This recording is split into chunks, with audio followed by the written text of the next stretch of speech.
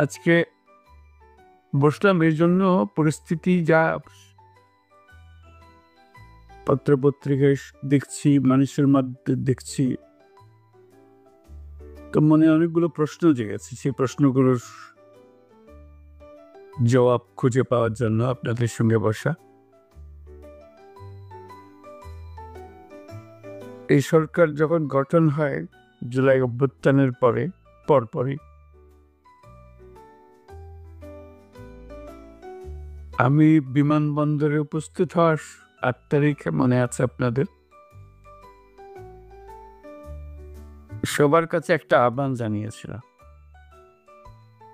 এবং আন্তরিকভাবেই বলেছিলাম। এটা কোনো রাজনৈতিক বক্তব্য বা এরকম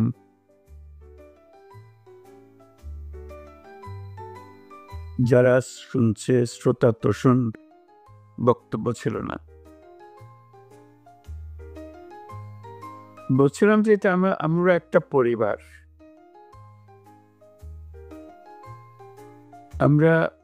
আমাদের নানা মত থাকবে, নানা ধর্ম থাকবে, নানা রীতিনীতি থাকবে, কিন্তু পরিবারে আমরা সবাই একই পরিবারের সদস্য। এটাতে জোর দিয়েছিলাম। আমাদের শত পার্থক্য সত্ত্বেও আমরা কারোর শত্রু নই, পরস্পরের শত্রু নই।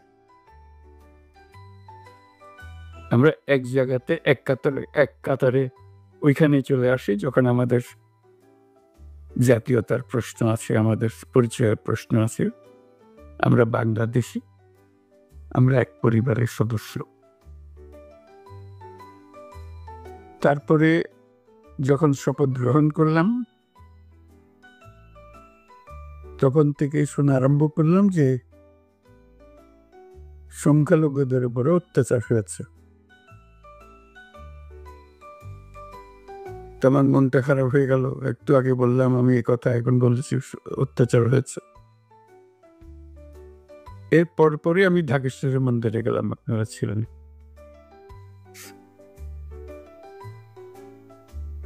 সেখানেও একই কথা বললাম যে আমরা একই পরিবারের সদস্য এবং বলছি যে আমরা অন্য সব দাবি দেওয়া বাদ দিল, একটা দাবি আমাদের একদম পরিষ্কার, আমাদের সবার সমান অধিকার, বলার অধিকার, ধর্মের অধিকার, কাজকর্মের অধিকার, এবং সেটা আসছে আমাদের সংবিধান থেকে।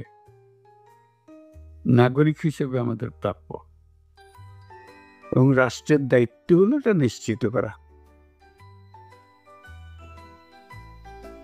এবং আমি আন্তরিকভাবেই বলার চেষ্টা করেছিলাম যেহেতু রাষ্ট্রের দায়িত্ব এখন আমাদের হাতে, এটা আমাদের দায়িত্ব নিশ্চিত করা, দায়িত্ব যে সংবিধান নাগরিককে যে দায়িত্ব দিয়েছে সেই দায়িত্বগুলো তার কাছে পৌঁছে দেওয়া, নিশ্চিত করা।